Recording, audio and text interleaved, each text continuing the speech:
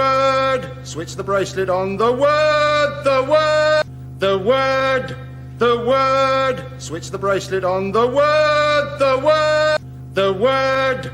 The word. Switch the bracelet on the word. The word.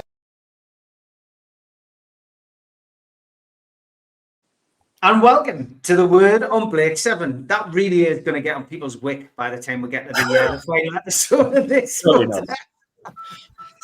Welcome along to the show. Thank you for all your kind comments that you've left under the previous videos.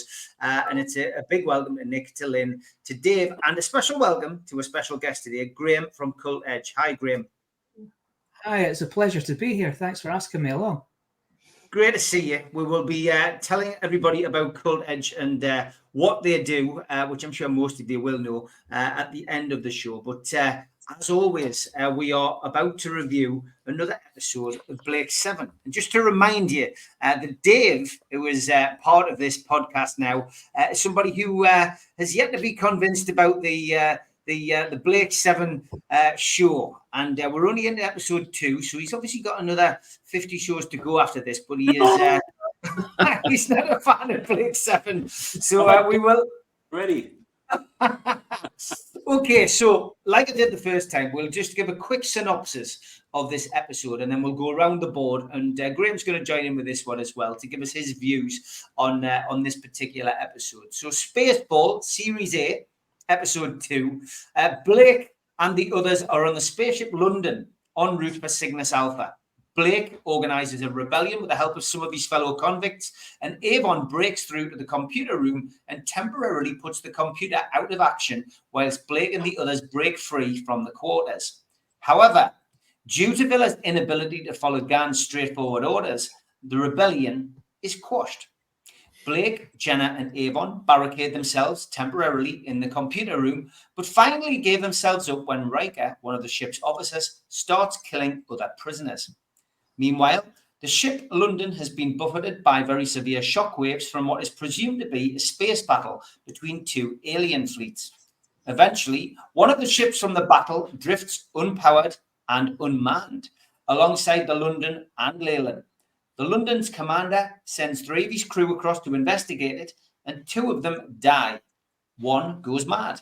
Riker then persuades his captain to send Blake, Avon, and Jenna across. They experience the Liberator's defense mechanism, which implants in their minds images from their past in order to disorientate and kill them. Blake, however, is able to resist, possibly through his recollection of having been interfered with mentally by the Federation. He destroys the defense mechanism, and the 3 close the outer hatch, thus stopping anyone else from boarding the ship.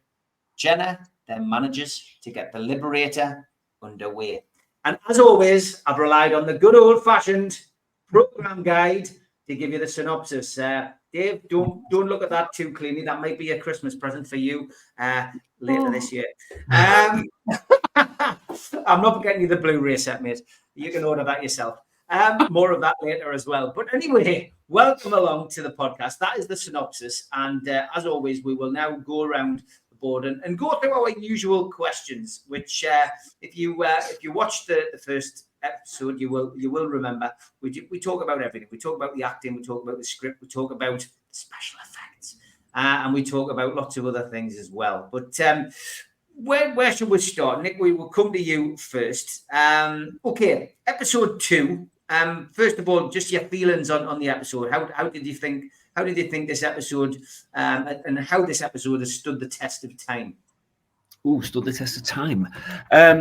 I enjoy this episode. It's a good follow-on from the initial start. I think there's a few little bits and bats that, like, I won't say plot holes, but things that could have been tidied up a little bit. I think there's one point where Blake says to Avon that he's had 4 months to come up with a plot. And it doesn't seem like they've been on board 2 minutes. You know, everyone looks exactly the same. Raker's giving the same threats to Jenna. It just doesn't seem like that amount of time has elapsed that they've been on board. But on the whole, I like it. I think it's a good secondary episode, really. Okay, just looking at the script, I guess, and the storyline, views on that, Nick? Generally good, barring, as I say, the sort of one or two little things about timelines and what have you. I liked Commander Leyland. I thought he was a very good character. Weary old Federation pilot. I thought Raker was a good baddie for the episode. Not the first time he's played such a character. He was in Doctor Who doing a similar thing in, was it The Face of Evil, I think, which had the same director, as I recall.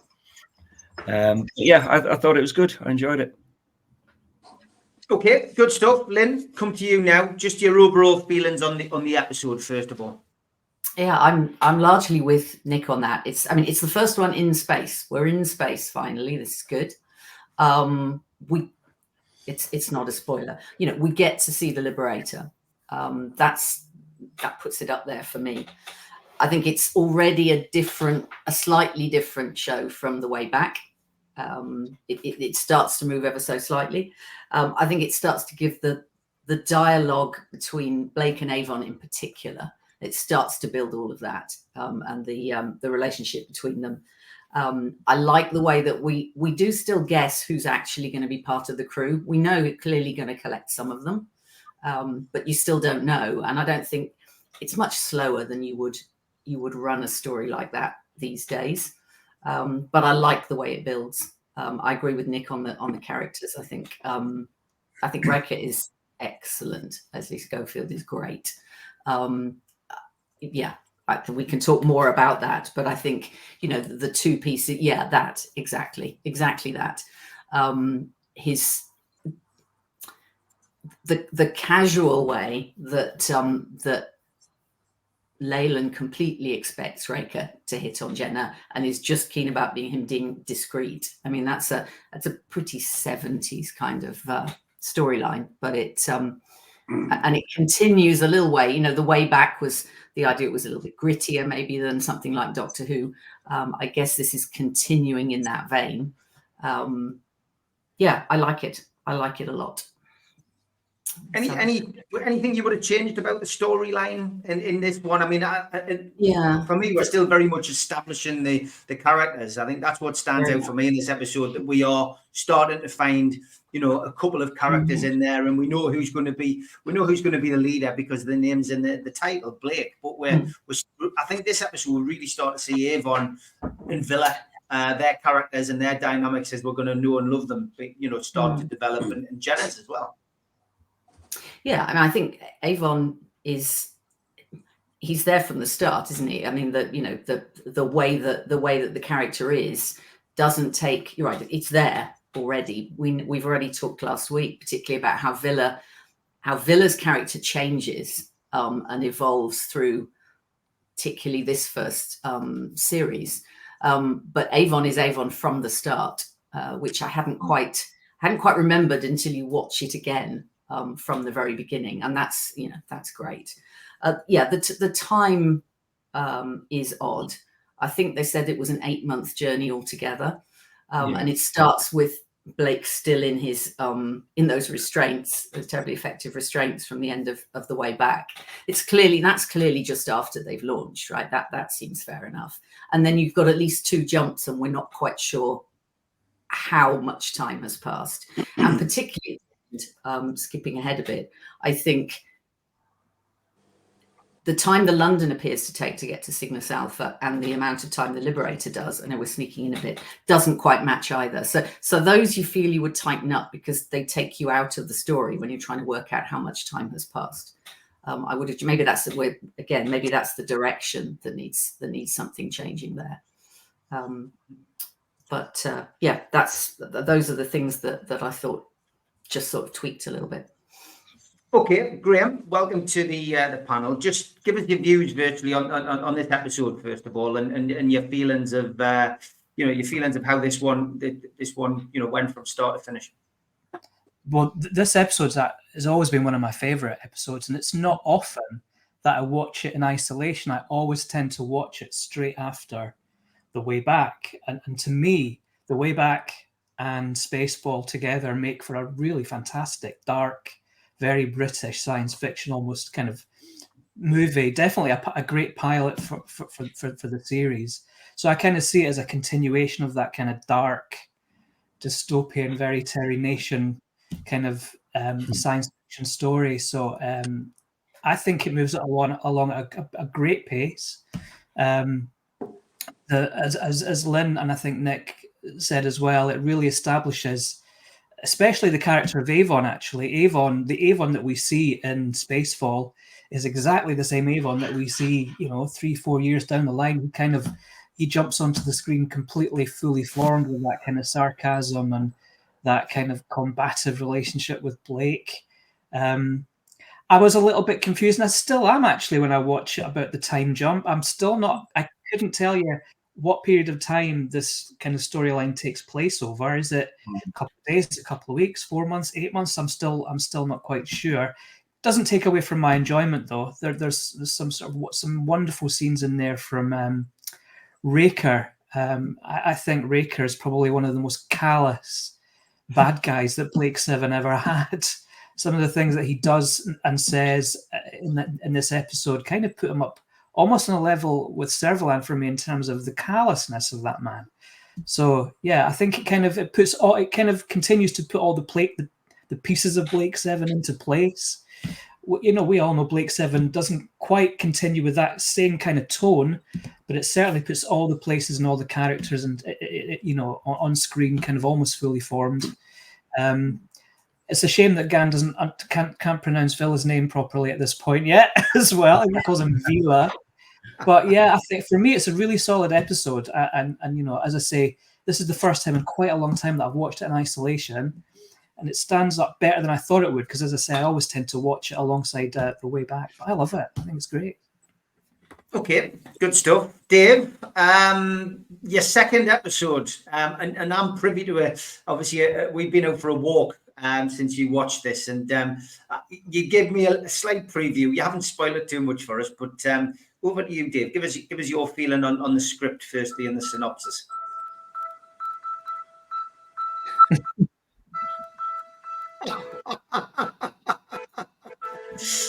Yes, okay, Dave. Yeah. That's a TV show. I thought it was a communicator that or something from a new episode you'd been writing after being so overjoyed that you were reviewing another episode of Blake Seven. I was going to do the whole thing in Morse code for you. Yes, I agree. Why are you doing that, by the way? You might as well tell us where you are, Dave. Well, I'm in Oxford. Hold on, I'm going to give you the full screen here. Where let's see how we do this. Right, hold on, because it's important we see the background. Hopefully, you haven't got anything laid out on the bed, Dave. Right, there we go. I'm in Oxford. Yes, but where? I'm in Magdalen College, which was featured in 4 episodes of the classic proper TV series Inspector Morse. So fantastic. And you must stop putting me on here after everybody else, because I feel really terrible. You're all engaged in this program. You love it. And I think episode 1, I give 4 out of 10. Yeah. Yeah. Well, episode 2 makes episode 1 look like Lawrence of Arabia. I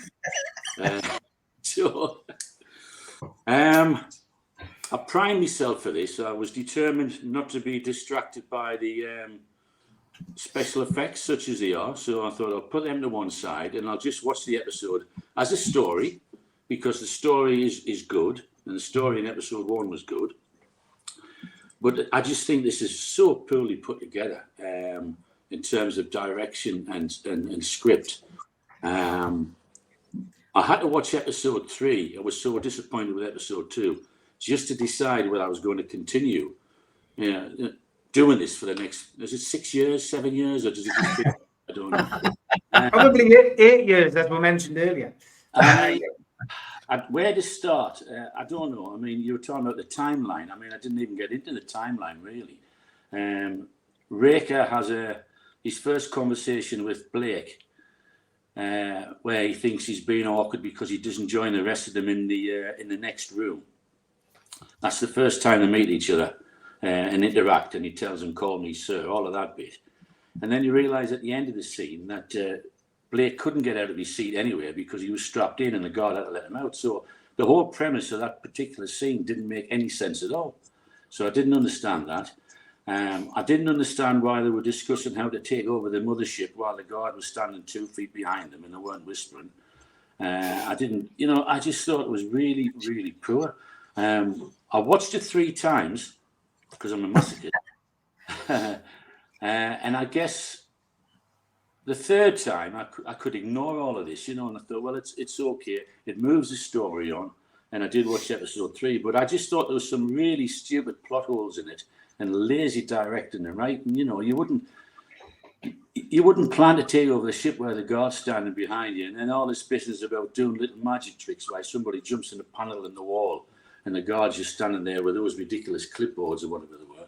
I just thought it was really bad, and I was really disappointed with it.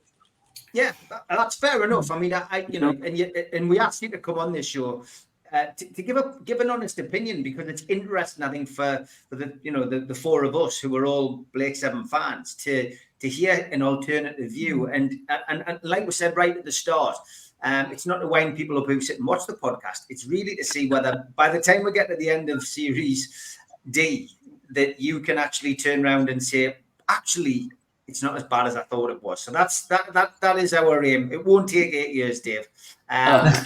It'll just feel like just feel like that way. Yeah, and the fact that the Blu-ray's coming out maybe will help as well. I think if you've grown up with this, you've got that emotional attachment with it, and that's a big difference.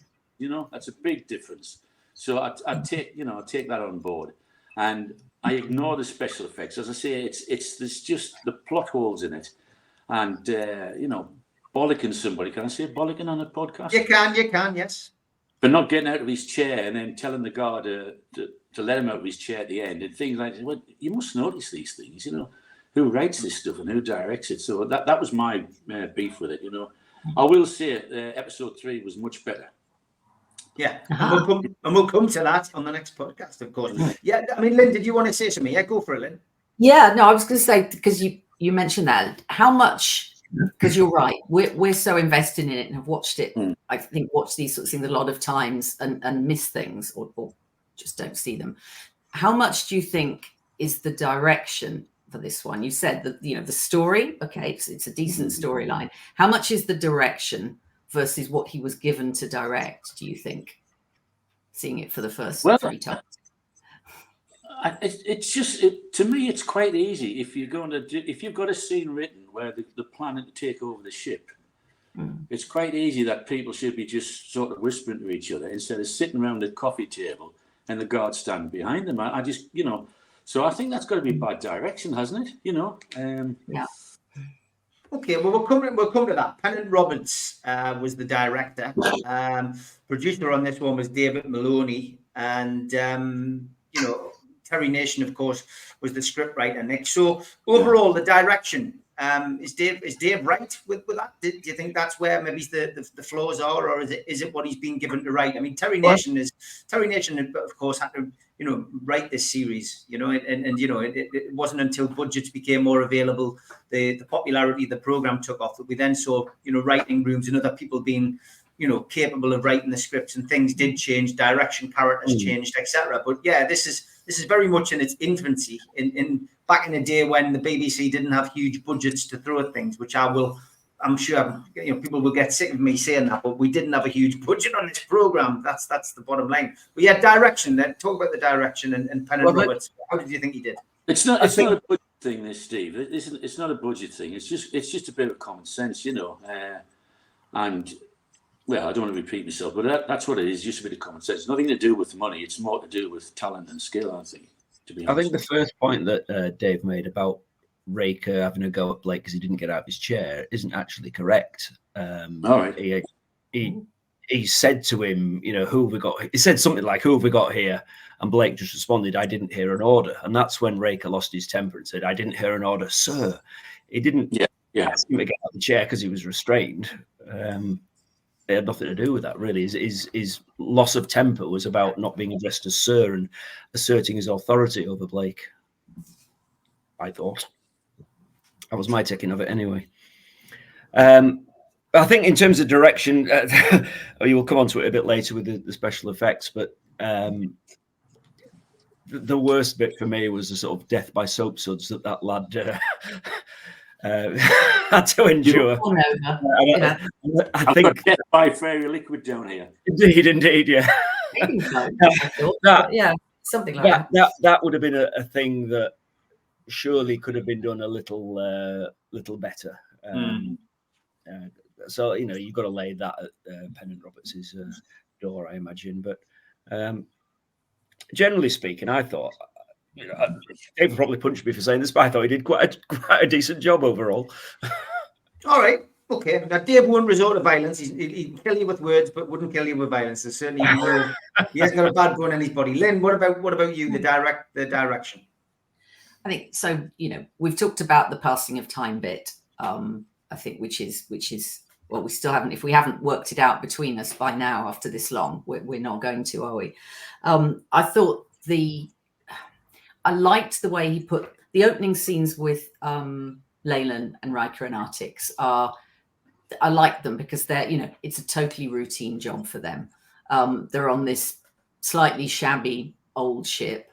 Artix is studying for his exams. It's just all very, bland, but it sets that scene for this is something they do day in, day out. And I liked the way that set that up. What I think he did particularly poorly was anything to do with action. Villa dropping his gun, right, in the whole confusion over the ice was just, it just didn't work at all. I didn't like it. It was really clumsy, and you thought there must have been better ways of doing that. We know Villa was supposed to look a bit dim, but that it just didn't work quite right for me. So I think those two pieces. I've heard it said before, to be fair, that he's less good at the action kind of direction, and those pieces. So the rest of it probably suited quite well, as you said, Nick, in terms of putting those little still shots, things in rooms. The guard piece, you're right, Dave. It's something I've ceased to see, I think, having watched it a number of times. But you're quite right. That guard is, a few feet away, and it's not that subtle. It's not subtle at all. So it doesn't spoil it for me, but there are a couple of things that make you wince a little bit. Okay, Grahame, your thoughts on the direction?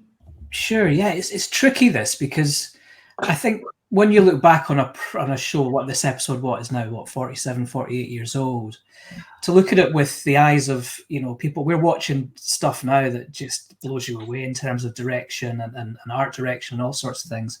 I kind of get the impression that back in 1977 BBC, directors just did what was on the page. I don't think there was a lot of room for creativity, and, especially in terms of, I don't think they saw it as filmmaking. They saw it as making a TV show on a small budget in a brightly lit room.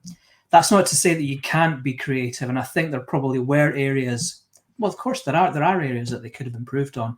For me, there was some moments in the episode that are really, really strong, particularly the scene where Raker's kind of nonchalantly shooting the prisoners while they're trying to get Blake out of the engine room or wherever he is.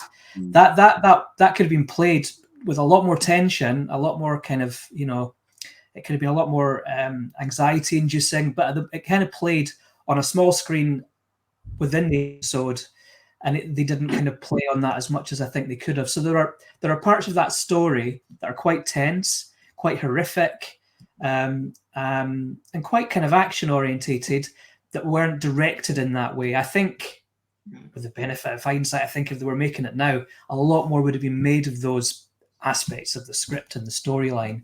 But yeah, I think directors in 1977 are a different breed from directors of today. Pennant Roberts, I think Pennant Roberts, correct me if I'm wrong, was very familiar with Terry Nation's work. I think he worked on Survivors previously. Yeah. So familiar with Terry Nation's work. So I think he maybe felt he was just in his comfort zone and didn't have to take risks.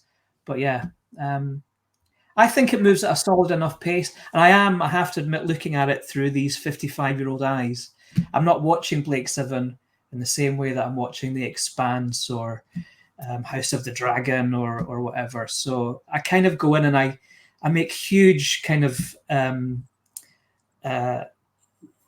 allowances for the you know, the way that TV was produced back then, if that makes sense. Yeah, Yeah. it certainly does. Yeah, I'm just looking at Pennant Roberts' IMDb, actually. Yeah, had quite a good career, but you're right. Also did an episode of Doctor Who, Sharda. Not one that I can recall off the top of my head. Obviously, did the much hyped and complete failed Albion Market. Remember that? Wow. Tenko, did 5 episodes of Tenko and 4 episodes of Juliet Bravo. So some interesting stuff. Softly as well. Task Force, two episodes of that. But yeah, quite a career. Dave, Well, let's not forget Blake Seven had the budget. Blake Seven inherited the budget of Softly, so it didn't have the money. You know, it just didn't have the money to do science fiction. It barely had the money to do a police drama. Yeah, and somebody mentions budget, that's 5 times we've blamed the budget. it could be a Christmas. We could release it as a Christmas song at one point. You know, budget. Okay, Dave. Direction. Obviously, we know your views on the episode, but haven't heard what we've all said. Well, I think it's tied. I think the faults with the episode, for me, are tied in with the direction, and I think most people have agreed. A lot of the action scenes were very, very poor. If they could do an episode without any fighting, it might be more realistic. They can't do any stunt fighting for some reason, or they can't get the cameras in the right position. Raker slapping Jenna, is it? Yeah. I mean, he missed her by about 3.5 feet.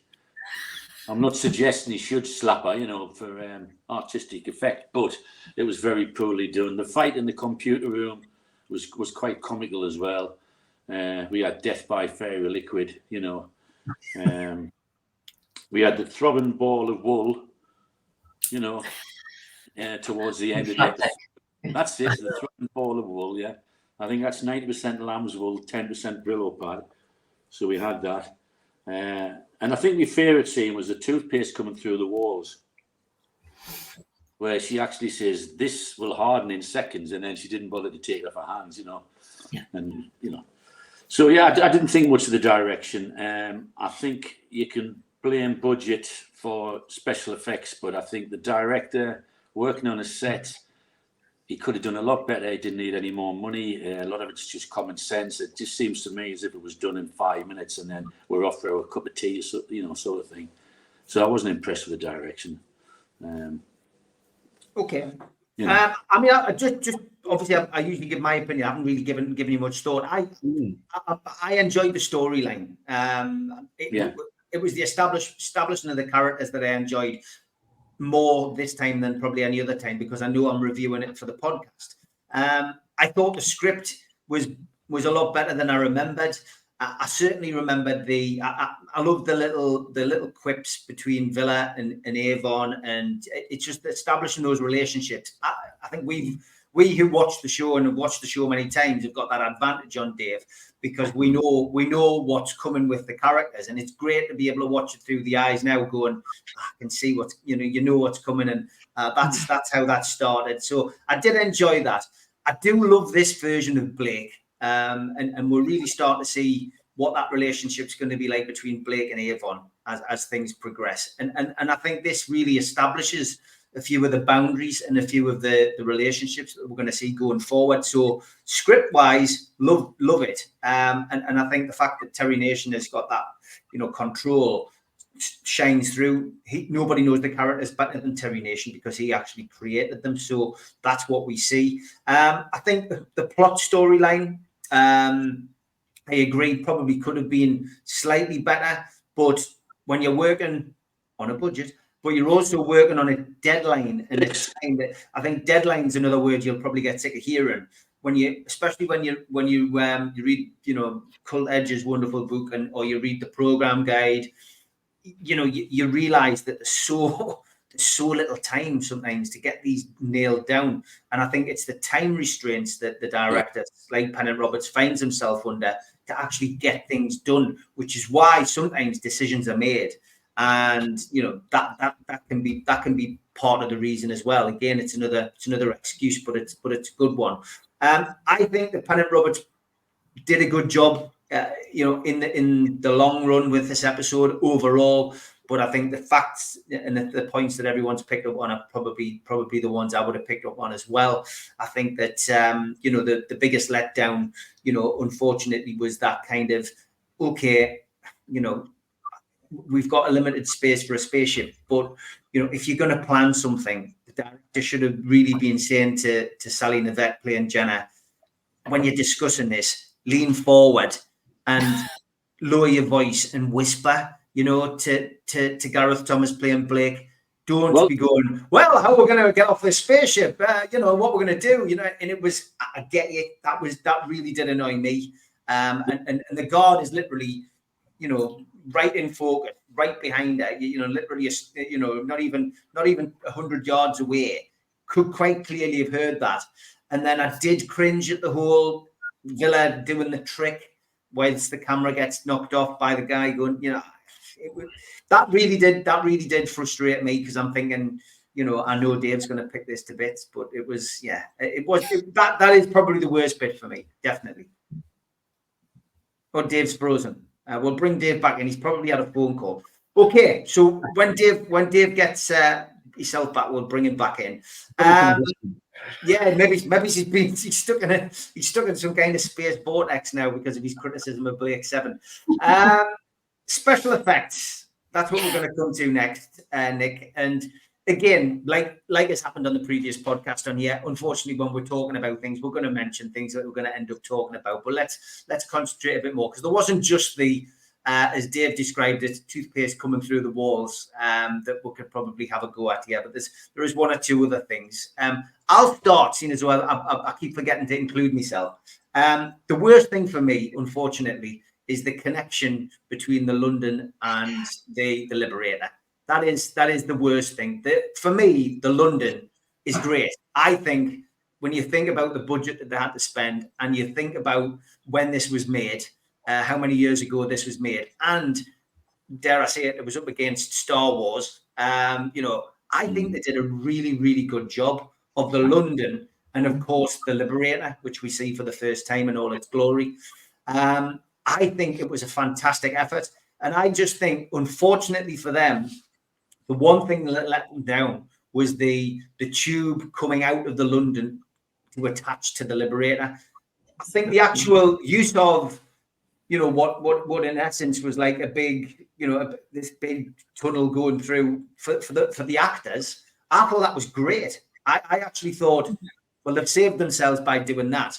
But then, dear me, that tube, and then when they disengage and the door shuts, and we have that ridiculous and then the obviously Ray falls out. It's just like, oh, that's awful. I hope on the Blu-ray that something has been done with that. Either edit it out, put something else in. But it was just, that was the worst bit for me. So special effects, other than that, security camera, I didn't think people, those are the kind of things we're looking at. I thought the security camera was okay. It's a typical Federation security camera. It's been established in episode 1. We've seen it. You look at that and go, that's Federation. But then I think walking onto the flight deck for the first time, Dave calls that a piece of wool. Again, thinking about when this was shot, when it was made, what the budget was, I don't think that was too bad. I think it was great. I think the use of almost like the slow-mo cam, and Blake and Jenna holding their heads, etc. I think it was the lack of money that we had in that, and the lack of effects was replaced by some good acting by the actors, and I think they got us through that particular scene. But the Liberator itself, in all its glory, and going onto the flight deck for the first time, I remember as a kid going, "Wow, that is impressive. That's great." And I still had that kind of buzz when I saw it again this time round. So all in all, I don't think it was a bad episode for special effects, other than the tube going out of the London to the Liberator, and of course the foam coming through the wall. Whoever wrote that in and came up with that idea, sadly it didn't work. And obviously we know, the bit where he actually dies from it, it's just it looks like he's in an Ibiza foam party. It's ridiculous. Anyway, I've probably stolen all your thunder there, and you're just going to go, I agree with you, Steve. But Nick, I'll hand over to you first. Okay, well, I actually didn't mind the tunnel thing that you hated. All right. Okay. Though I thought when it breaks loose and Raker floats off into space, I thought there was a bit of a sizing issue between the size of Raker and the size of the London. He looked a tad big. I think they'd have been packed like sardines in there if they were all Raker's size. The death by soap suds was pretty dreadful. Yeah.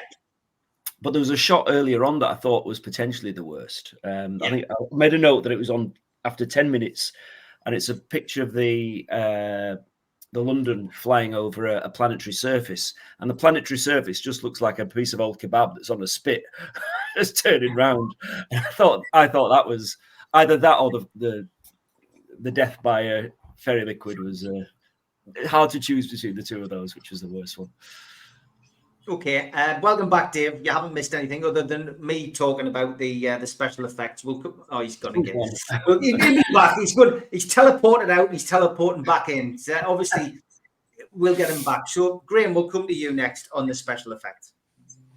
Yeah. I always feel a little bit guilty picking on the special effects in Blake 7, but they're there on screen for us all to see. I think for me, the one effect that even when I was a kid, I was 10 when this episode was shown on TV. The one thing that always kind of made me think, hang on a minute, is the restraints around Blake on the seat. The little kind of the tube that comes around, it restrains him in his seat. It's just so loose and so wobbly that a 2-year-old could break free from there. I would agree with the shaving foam and the fairy liquid bubbles. I think they probably even back then could have done something a little bit better in terms of suggesting that. But I think for me the best kind of, to look at the positives, was the first appearance of the Liberator. Still gives me goosebumps. Again, that's all kind of as you say. I don't know if they put a little bit of Vaseline on the lens, but it's got a bit of a glow going on there that they never really recreated going forward from there. I also think that this episode highlights what they could have done to address some of those glaringly kind of bad special effects, and that's lighting. When Blake, Avon, and Jenna go onto the Liberator initially, the lighting's really dim. It's got some orange light shining on it, so it kind of takes away that harshness and makes the set look spectacular. I think they only ever did that one more time in Star One when they turned the lights down. Just turning the lights down makes a big difference because you lose that kind of game show studio lighting. And you get a little bit more of kind of, well, this feels a little bit more alien. So things like that, I wish they'd done more of that. And because it wouldn't have cost them any money to turn the lights down. Do you know what I mean? So, but yeah, I mean, it's functional. I remember as a kid really liking the flight deck of the London because it had lots of buttons and lots of flashing lights, and that's what I wanted from science fiction when I was 10 years old. But yeah, I could have maybe done without the cheap kitchen tables in the prison, kind of the prison area of the London. Just it's like they just picked it up from a skip. But there are things they could have done, but I think there are also things they could have done to combat a lot of those shortfalls. But there's a lot in this episode that I loved. As I say, that first shot of the Liberator, you get that Liberator fanfare. It just feels like epic, and it's like, all right, we're about to go on a bit of a journey here. I'm excited. So that's what I kind of take from the episode in terms of effects. I'll ignore the fairy bubbles and the shower gel. Okay, Lynn, come to you now. Special effects, thoughts? Yeah, completely with the first shot of the Liberator is just, as you say, still gives you goosebumps seeing it. It's wonderful. And the flight deck is the same. And I probably couldn't tell you why, but now you've mentioned the lighting, Grahame, I agree. It does look, as you say, those little soft edges, it looks again like nothing we've really seen, and certainly nothing we've seen in this series to date. Everything has been smaller, has been confined, has been a bit grey and beige. Okay, the flight deck is still very beige, but in a much more dramatic way. So that tops it for me, and I will forgive a lot else for that. Something that jumps out now and absolutely wouldn't have done at the time is also the when they put the visual of the space battle on the screen in the London flight deck. That's just wonderful. Now, I mean, you can't, you just have to laugh now. And yet in 1978, we weren't that far ahead of that in terms of what we might actually see or expect from computer screens. It just made me smile, I think, to pick that up. Yeah, the shaving foam, the wobbly tube. I don't have quite the aversion to the wobbly tube that you've mentioned, Steve, but it's yeah. I think it just traumatized me at an early age. I've never got over it. See, that's as ingrained as everything else. Yeah. Oh, the one last thing, actually, look at my notes. Being able to, so again, computers, the 70s, but being able to open or shut doors or do everything else effectively with a kind of TV or radio aerial just poked into the console is quite a feat. That's weird. I mean, I know it's quick, right? It says I've done something this computer quickly, but yeah, I wouldn't recommend it. Okay, Dave. We noticed you were practicing your teleportation backwards and forwards. Very good. You're improving. As what? As each teleportation goes on, but you're back. Special effects, Dave. You missed my review of the wonderful tube going in. Yeah, in and out. I lost the signal there for a while, so I missed. But I think you've just been talking about special effects. Well, yes. Yeah. Well, the transfer tube. Now, if they'd gone to the A1M and filmed that in a service station, walkover, it would have been much more effective than what they did, which was just pathetic, really. I'm not sure you can blame that for you being traumatized, Steve. I think there's other issues in play there, but I'll let you have that one. So yeah, the transfer tube, everything else everybody's mentioned. I've mentioned the toothpaste, the death by fairy liquids, the throbbing ball of wool.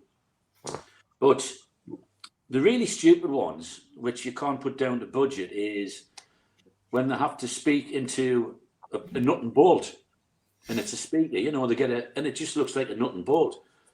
Yes, Leyland, blah, blah, blah. You must have had something better than that. Or the guy who puts the thing to his ear because he wants to listen to something. There's better stuff than that, And that's what sort of really irritates me, And then when they're outside the computer room, he makes the other guy, Riker makes the other guy run back to get the commander. And I thought, well, why aren't you using your nut and bolt for that? Is there not a telephone anywhere? So you had to run all the way across the ship to get the guy back. So, yeah, special effects, yes, they are poor. But some of the things that are poor needn't have been poor, I mean, we had microphones in 1977. I mean, I can remember them, Why didn't they just have a microphone? Why didn't they have a pair of earphones on? I don't know. Or one earphone if they wanted to look futuristic. But what the stuff they had was just crazy, But the transfer tube was hilarious. Yeah, really funny. Okay, good stuff. Picked up on some different things there, which is always the beauty of this podcast. Nick, we are going to move on to our next section, which is best actor and worst actor in Spacefall. Who was your favorite and who was your least favorite? Okay, least favorite, I think, was the guard who was in the prisoners thing, the guy with the beard. Blackbeard. Yeah. When there was when the space battle first started and there was a big racketing noise and he sort of held his hands to his ears, I thought he was pretty awful then. Yeah. So I thought he was the worst. Yeah. Best, I would say, it's a bit of a coin flip between Raker and Leyland. I thought they were both really good. And I think I'd just about give it to Leyland because he just had that. He just portrayed a sort of weary old space captain who was just sort of doing out his time and just wanted as little hassle as he could get away with. And he had this psychopath on his crew that he perhaps struggled to keep control of. But yeah, I'd just about give it to him over Raker. Glenn Owen gets your vote as the best actor.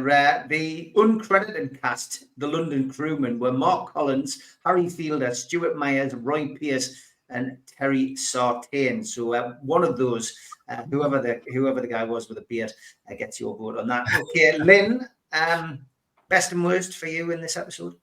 So I think best, I again did that with two. One again was Leslie Schofield as Riker, and the other one was Paul Darrow's introduction of Avon, because it is, it's right there. He builds on it, sure, and we get extra, but it's there from the start. And I thought that was really impressive. But I suppose I would maybe just give it to Leslie Schofield, just because, yes, callous was a great word to describe him earlier. I think he's really, really unpleasant. So the callous piece throughout, and he doesn't tip it over. I don't think he ever gets particularly melodramatic with the performance. It's all, he might almost, but I think all of it is just, I want to get my way. I don't care about this. It's quite measured from that point of view, and I think he does it really effectively. Yeah, so I think he edges that.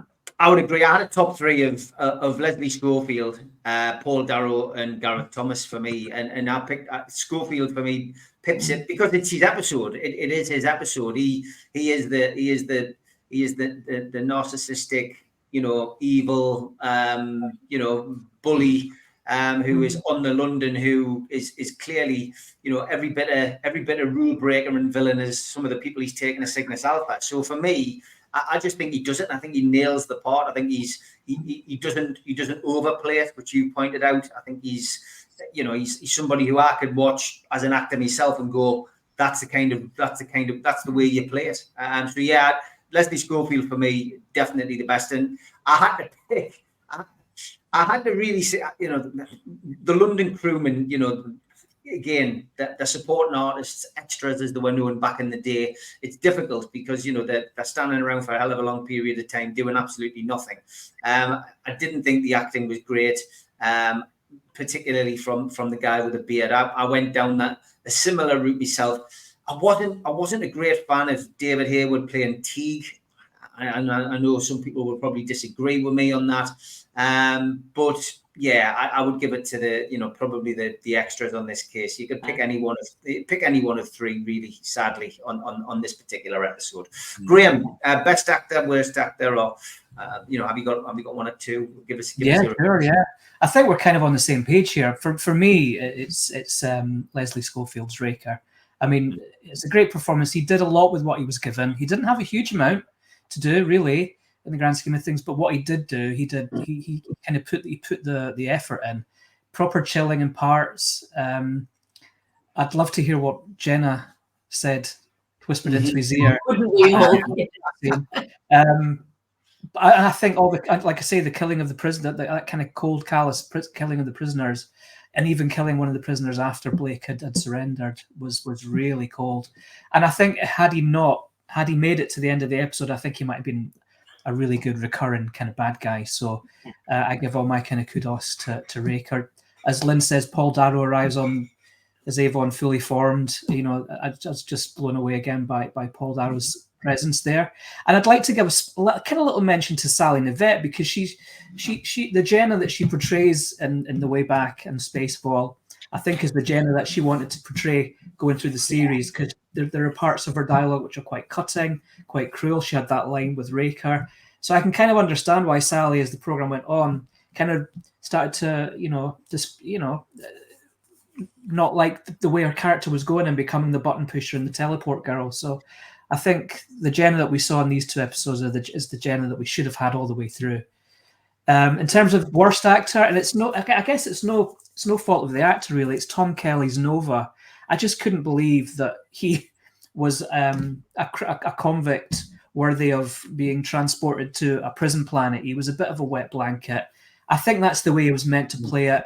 And I know he's a good actor because he played the soldier in Sapphire and Steel so brilliantly. So I think he just delivered what he was given. But as a character, I think it was one of the weakest. And I think we were supposed to believe at some points that he was going to be one of the 7, but I never would have believed that because the character was just so wet, really. But I think that's what he was given. I don't want to say that he acted it badly. I think he acted what he was given.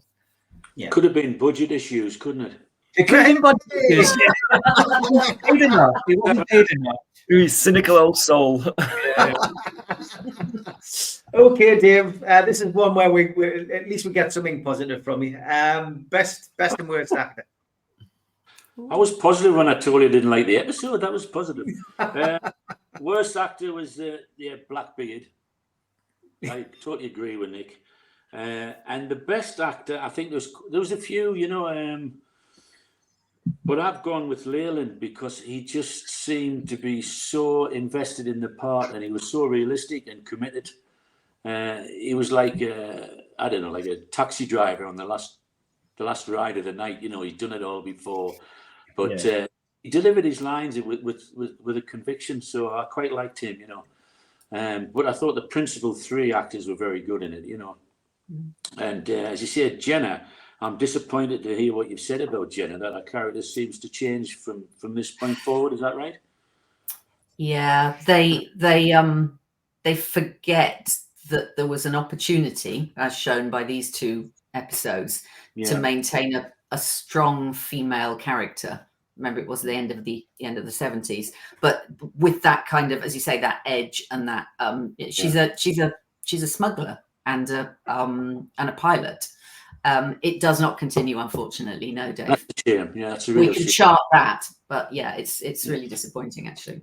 Yeah, and it's pity because when we were all at the same convention earlier this year, there was a wonderful moment in the audience where some of the actors were on stage and 2 ladies got up in the audience. And they actually made quite a powerful statement about how inspired they had been by the likes of Sally Nivette and Jan Chappell and the portrayal of characters in Blake 7 in that period of time. And it actually led them to go off and say, actually, I'm a woman, I can go and do something positive. I can do this, and it was, it shows you how influential Blake 7 was and is, and how TV programs can be influential to people's mindset, and they went on to do very successful things. So yeah, very good. Okay, we just quickly touch on sets and costumes. Overall feel about them, Nick. I felt, again, not much a great deal to say about costumes. Yeah, I don't think there was really. I mean, I was trying to rack my brains because you'd said like who was the best costume. I thought there was nothing that particularly stood out. I thought Jenna's costume was pretty cool. She looked good. I thought the worst costume was the guys in your little tunnel going across from the London to the Liberator. I thought their little white costumes were probably the only standout dreadful ones. They're survival units, apparently. I'm not quite sure you were supposed to survive in those, but that's apparently what they were. Yeah, I would agree. I would agree on you. I would agree with that as well. And it was just the whole, suddenly we realised that when the tube disconnects, they're going to lose oxygen. But the suits didn't look as if they were, they just didn't look like the oxygen suits. They put a lot of time and effort into them quite clearly, but they just didn't look as if they would keep anything out. No. Issue. Yeah, budget. Lynn, anything positive on that? Exactly the same. Survival units, just weird. And nothing really stood out costume wise. I don't think there was really much other opportunity. I say Jenna probably stood out because they've dressed her in something more glamorous, if you like. That's it, I think, for me for this one. Yeah, I was disappointed that the guys on the London didn't have slightly more official looking uniforms as well. I don't know, they were very boiler suit kind of uniforms. I just felt they weren't as regimented as I thought they could have been. But that probably the nature of the sort of job that they're doing, though, as well, isn't it? Just a prisoner transport. It's going to take months. They're just sort of bored of the job. Don't take much pride in it. Yeah, true. Very true. Grahame, thoughts on the costumes? Yeah, I mean, this wasn't really a showcase episode for costumes, was it? I mean, that's something that very much comes into play later in the show's kind of history. It was all dark blues, browns, creams, tunics, and jumpsuits. And you're never going to make me a fan of tabards either. Blake's tabard is something that I never was a big fan of. Dave, Well, yes, I'm very surprised. fashionista of the show. Eh? You're the That's what? fashionista. You're a fashionista of this show. Right. Well, I'm very surprised nobody's mentioned Leyland's flares. No, come on. You've been watching the show for hundreds of years or whatever, collectively. Leyland's flares, you know, they went straight down, and he didn't have any feet. Well, he had his feet. Did So not they notice put that. his flares, and I'm sure there must have been a health hazard running through the corridors of the ship, you know. But other than that, nothing stood out for me. Just the flares. I can't wait until you find the faux pas in episode 3, Dave. I really can't. Which we've talked about, but you said you didn't notice it first time round. So I'm not gonna tell you what it is. Tell us, don't spoil my fun. It means you're gonna have to watch it. You're racking your brains now, Steve. Oh, there's a faux pas in there. All right. Okay. I know. Yeah, you do. I know. I think we discussed it. The set as well. I think for me, just the Liberator in essence, seeing it for the first time. You know, that in itself, Nick, for me was the winning piece of set. I think we can all pick fault with the London. The London as a kid was fantastic. I can pick fault with bits and bobs of it now, but you know, and I just think seeing the Liberator for the first time was very special, and I think that won the best set of the day on this episode. Yeah, can't argue with that. Mhm. Did we do best line when I was disconnected? No. We are coming to that. Anybody got anything other than the Liberator as the best part of the set? Has anybody got Yeah, the anything? dimly lit Liberator set. Yeah, absolutely. Yeah. Mm. Yeah, Dave as well. Okay, good stuff. Okay, so best line of the show. Have you got yours, Nick? I actually haven't, because I've forgotten you asked that. Well, at least you're honest. I will give you mine, and it was from Blake. And Blake says, "No, not until free men can think and speak. Not until power is back with the honest man." That was my line. I was going to go with a Villa line as well, but I went for that as my favourite. I think I got confused.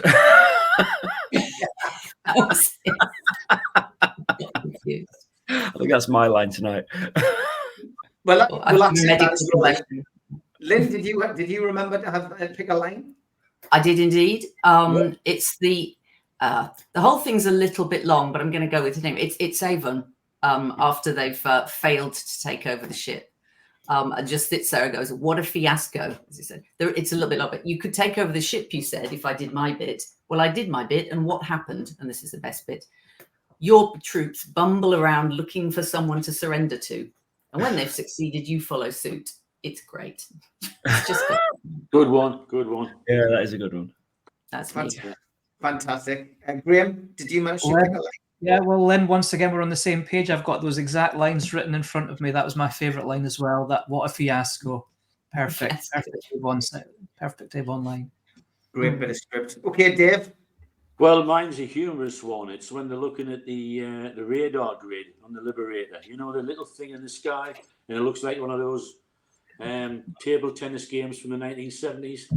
And the line is, "I've never seen anything like that before." And I shouted, "Neither have I." Well played. I think this has become like a thing on this podcast where Dave adds a line of his own. As he gives a line, he shouts a line at the TV as well. Love it. Yes. Okay, good stuff. Marks out of 10 for this episode, Nick. I'm going to stick with what I gave last week, actually. Last episode. So 7 out of 10 for me. 7 out of 10. Okay. Lynn? Yeah, same actually. I say it's, you know, there's some the Liberator sells it every time, to be perfectly honest. Yeah, 7. Solid 7. Solid 7. Graham, this is one of your favourite episodes, if not your favourite episode. So I'm expecting that long. It is higher. I mean, it is one of my favourites. It sets up the show for me. I remember as a kid being very excited when they were stood in the Liberator flight deck at the end. So for me, it's a solid 8 out of 10.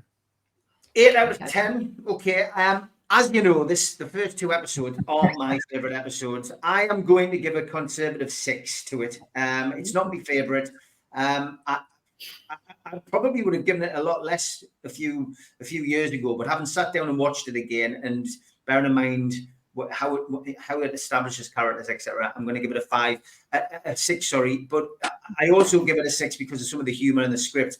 And the one little bit I wanted to mention is that wonderful bit where on the screen, when Raker takes the liberty and shoots somebody after he's been told that everything's been sorted out and Blake's given up control of the control room. I love that bit where Villa jumps and moves out of the way so somebody else gets shot.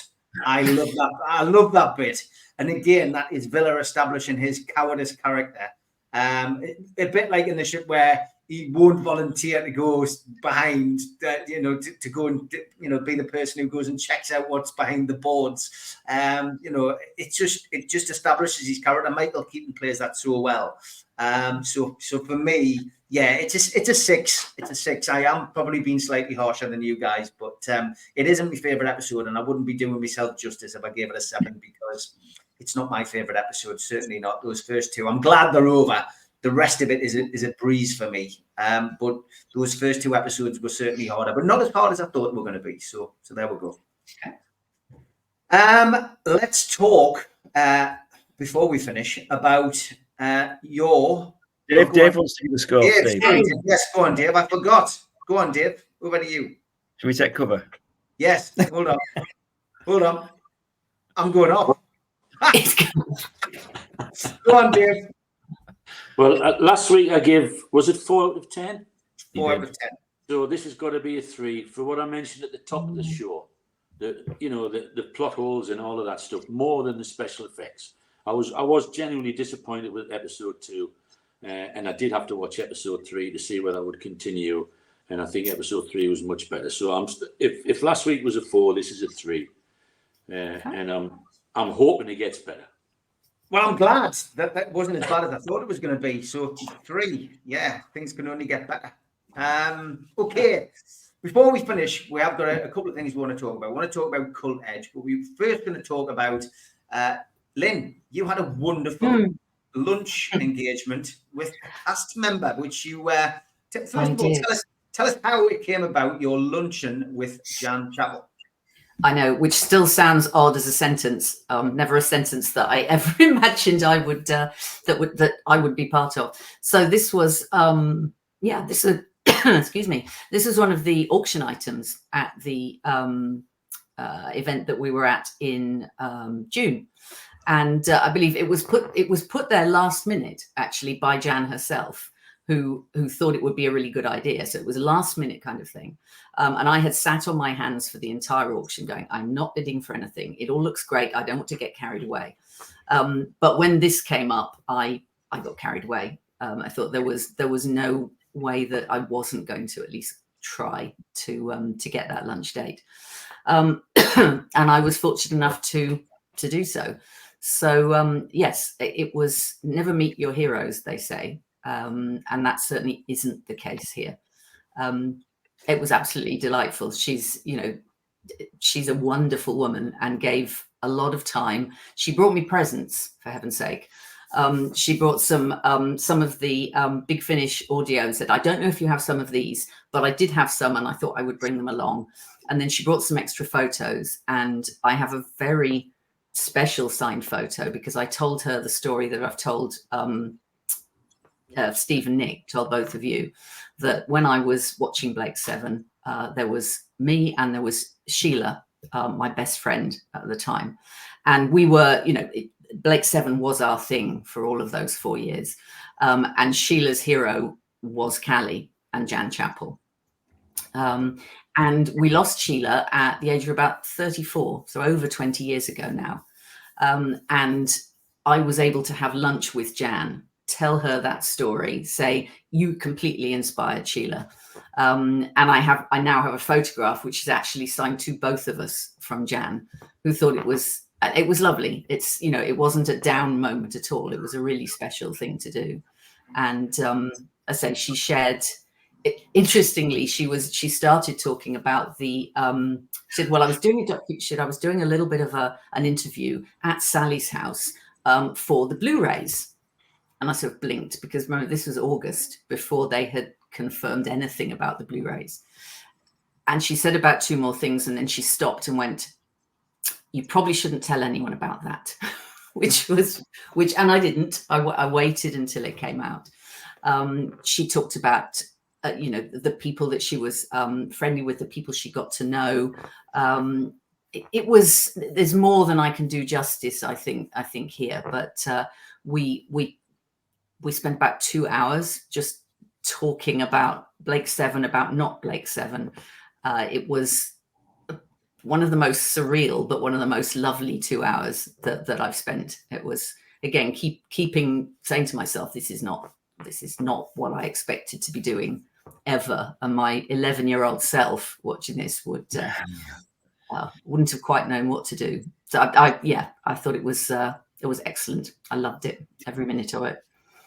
Fantastic. Well, Lynn, honestly, thanks for sharing that. I'm not going to ask anything more because something like that should remain personal. Thanks for sharing it. And amazing for Jan to do that. Raised some great money for charity as well. But I think it tells you a lot about Jan and how special she is. So thanks very much for that. Grahame, last but by no means least, we have kept in touch, I guess, online when Cult Edge suddenly became a thing. And for those people who know nothing about Cult Edge, well, you need to, if you're a Blake Seven fan, you really do need to, you do need to get yourself onto the website. I've stuck that link up, which is probably not the easiest link to remember. If you go to, if you're on X, and I know a lot of people would rather not be on X these days, but unfortunately there are some good things on X. If you go onto X and search at cult_edge, that is the link that you get, which takes you to the world of Cult Edge, which includes Grahame's design. It includes all the links to buy the various productions, the Blake Seven magazine, the Blake Seven production diary, etc., etc., etc. But tell us in a nutshell, Grahame, how it all came about and what Cult Edge is all about. Sure, yeah. Well, Cult Edge was a project born out of lockdown back in 2020, 2021, and it was a way to keep occupied. And it all happened from a joke tweet I put out, I think in early 2021, saying, I mocked up a cover of the 1982 Blake Seven annual that never happened and said, wouldn't it be great if this was a real thing? And then, I mean, I've never had people kind of deluge me with stuff before. That's the first time it's ever happened in my life. People are like, yeah, okay, we'll do it then. I'm like, okay, so we did it. I put a call out to fans who were interested in art, writing, managed to find some people from the old annuals, and it just grew and grew and grew, and we ended up publishing the missing 1982 Blake Seven annual back in 2021.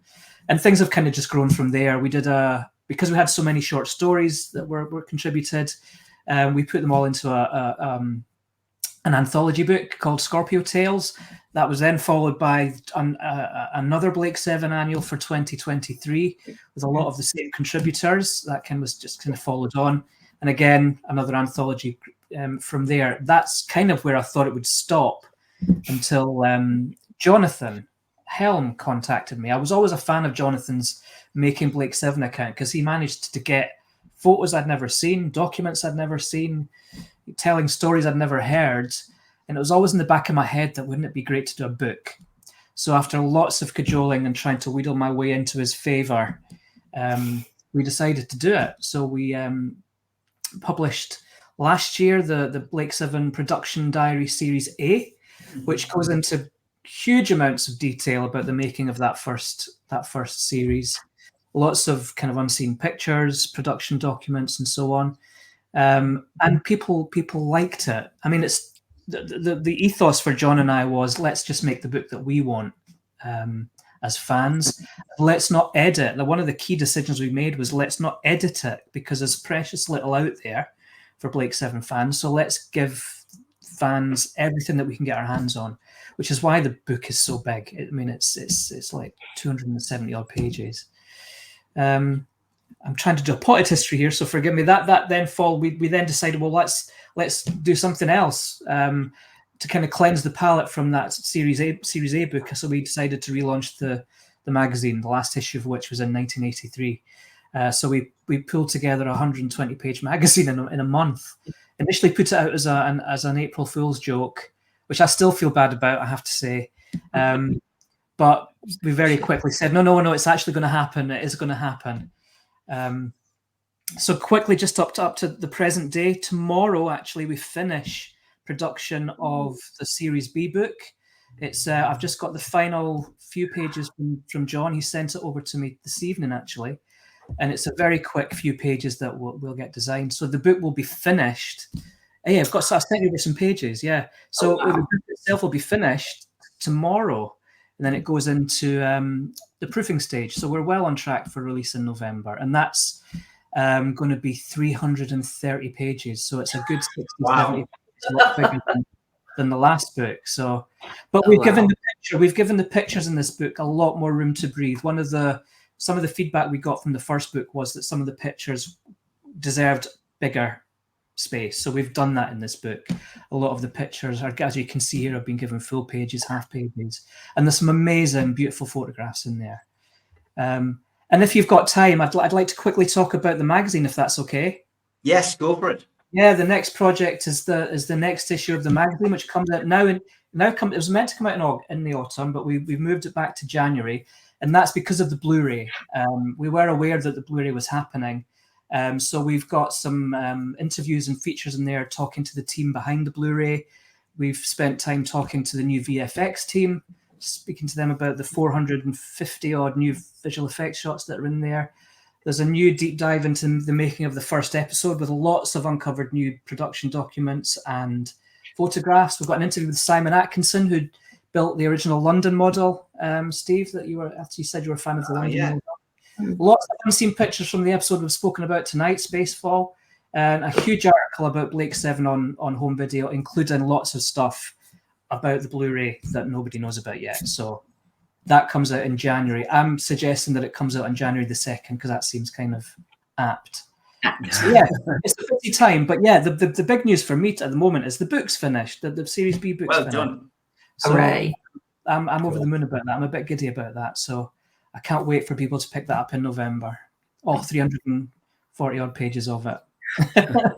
It's fantastic, and I think the thing you've missed out as well is just donation to charity, Grahame. Because of course, everything we do. Everything we do is not for profit. Because we don't own the license to Blake 7. We're doing this because we're fans. Nobody's making any money, and every publication has raised money for charities. I could break down the figures, but the total fundraising amount, I checked out this morning what the running total is. On all the books so far, we've raised £8,468 for various charities.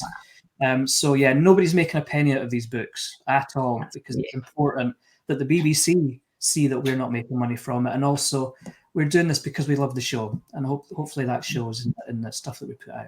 So yeah, it certainly does. And I think we're having a little bit of a revival with Blake 7, which is great. I think, just quickly before we finish, Nick, I'll come to you. Just the Blu-ray. I mean, I think, we knew in the summer, I think it was the worst kept secret in Blake 7 fandom. The Blu-ray was coming out. I know Dave made an interesting point to me when we were out for a walk the other day, and we'll come to Dave last. But Nick, the Blu-ray, it's exciting. And I'm looking forward to seeing it. I'm not building my hopes up too much on certain things, but ultimately for me, it's going to be fresh. It's going to be the best we've ever seen Blake 7. Build your hopes up, Steve. Honestly, it's a beautiful package. Oh, fantastic. Good stuff. Nick, what's your thoughts? Oh, mine's all pre-ordered. It'll be landing as soon as it's out.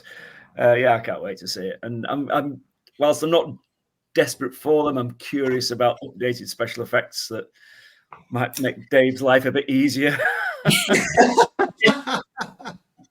Lynn, how excited are you? It is. Yeah, definitely excitement up to 11. I mean, yeah, mine's pre-ordered as well. And despite the conversation, Nick, if you remember, we had in before the Steventon event.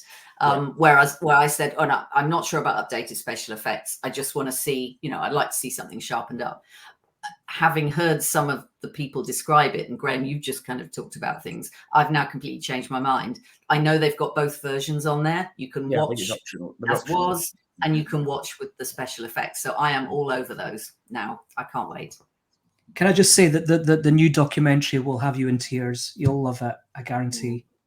Oh, Grahame, cool. just your thoughts. Yeah, I mean, you played a little part within this you know, this circle. What, you know, you must be excited for everybody's reaction, I guess. Yeah, absolutely. I can't wait. I think this is going to cause a real resurgence and interest for Blake 7. They've put a huge amount of love into this set, from the visual effects to the new documentaries, and all the new content. It's wonderful. It's what the program, we as fans, it's what the program has deserved in terms of archiving the show and curating it. So I've got no doubt now that series B, C, and D will follow suit. And that was a point you were making to me, Dave, when we were out the other day, wasn't it? You were saying, Yeah, why are they just doing one? yeah. I mean, when the show is a legacy show and it's long finished, I think it would be better to put, you know, everything out at once. So a box set with all 4 seasons. That's what I would have preferred, you know. I think you put a season out at a time when something's still running on TV. But it's all finished, so why not just put it all out in one go? That was my do you think they were dipping the toe in the water, Grahame, and seeing whether there was a... Yeah. I mean, this is the B, C, and D weren't going to happen unless Series A, especially in pre-sales, proved itself, and it has proved itself. And to answer your point, Dave, it's taken them 2 years to pull all this new content and put all this, you know, refresh the visuals and put the new VFX in. It's taken them 2 years to do. So I mean, a box set of 4 series with all that attention would be great, but we'd be waiting another 15 years for it, I think. So I like I say, I've got no doubt now that the following series will definitely happen. I'm stake my life on it. Great stuff. Worse now, because there's a suggestion we might all buy season 1 and we mightn't get 2, 3, and 4. Maybe we'll get an announcement quite soon. Well, maybe we'll wait for that then. Grahame, totally enjoyed having you on, mate. I hope you can come back. It was a pleasure. I've loved it. Thank you. We'd love you to be part of it, and of course for us, it's an opportunity to plug your wonderful productions. Make sure that you get yourself onto the website, and you know, keep an eye out for the magazine. But of course, more importantly, November we will see Blake 7 Production Diary Series B coming out. And if you haven't got Series A, make sure you get it, because it's fantastic. And it's one of those books where literally you just can't put it down. All of the Cult Edge books are like that, but these ones in particular, you know, Graham's wonderful design, Jonathan's wonderful input, they're superb books. They're collector's editions now, I would say, Series A, I think, especially. You know, it's very difficult to get your hands on these things. So make sure you do it. And it's all for a good cause as well. So don't forget the website. There you go. Not very easy to copy and paste that off here, but if you just go to that website, you will be able to find Graham's stuff on there. And I'm sure, Grahame, if you've got any other shout outs you want to give us for social media, you were on Facebook as well, I think. We're on Facebook if you just search for Cult Edge. Facebook, I've gone on to Threads, but I'm not paying much attention to that at the moment. But yeah, it's X and Facebook at the moment. Great stuff. Well, that wraps up our latest episode. We will be back for the third installment, where we're trying to persuade Dave that Blake 7 is the best television program that ever existed. But tonight, thank you to Nick, thanks to Lynn, thanks to Dave, and thanks to Grahame from Cult Edge. But thank you for watching. Please hit the subscribe button. We'll see you all next time. Take care. Bye-bye. Bye, everybody. Bye. Everyone. Bye.